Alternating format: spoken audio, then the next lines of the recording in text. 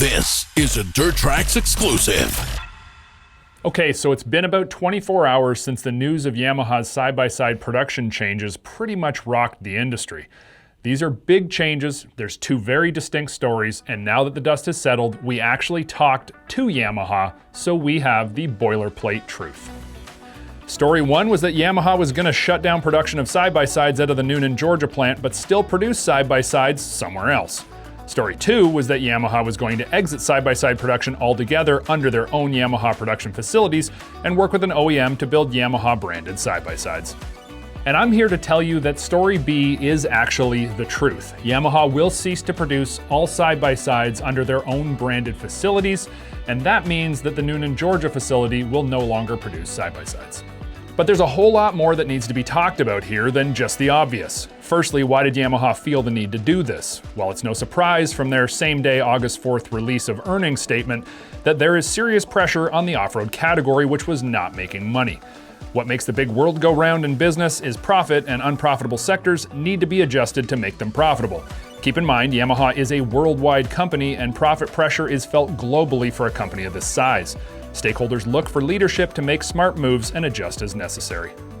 Now, we all know that there's a lot of pressure on businesses globally right now. Costs of goods across the board have gone up. Doesn't matter what manufacturing you're into.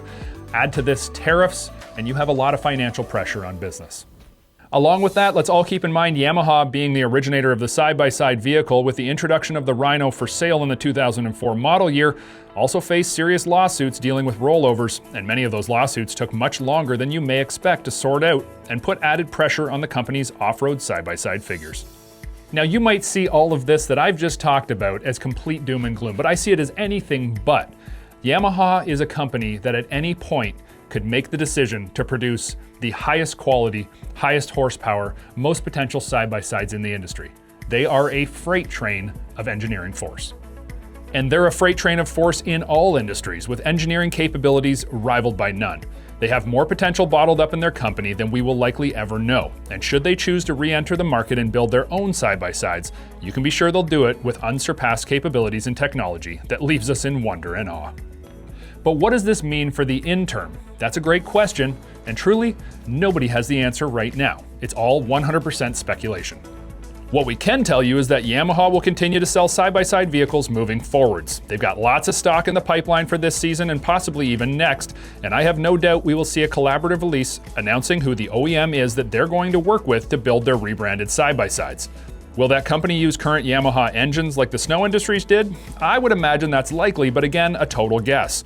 Will it be a company like Arctic Cat who collabed on the snow side? I'm assuming so, but I can verify that it is not Arctic Cat who's going to be producing them, which leaves some pretty interesting options. Now, right up front, I have some thoughts about who, but again, this is 100% speculation.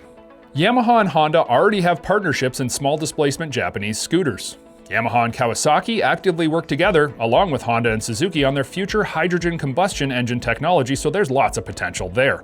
Although you will hear rumors of Chinese collaboration with CF Moto, I see that as being a very, very far departure from the traditional keep it Japanese norm. However, I'm not ruling this out. No matter how it is, you can be sure that Yamaha will ensure their legendary reliability and durability stays true. Okay, some things to not forget in this whole big industry change. Yamaha is not out of the off-road industry.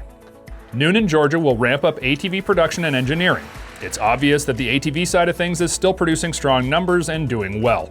This will continue. Hey, maybe we'll even see a WR700 Grizzly come out, or better yet, a WR850. Sorry, Yamaha, but you guys know we all want it. Yamaha is still dedicated to this business, they will still be producing ATVs, and they will still be selling side-by-sides. Now, while we don't have all of the facts right now and nobody else does, you can be sure that Dirt Trax is going to inform you of all of the facts when we have them, when we know that they're truth, and we're going to deliver them right to you, right here on Dirt Trax TV. Make sure to subscribe and comment below for real interaction with the Dirt Trax crew.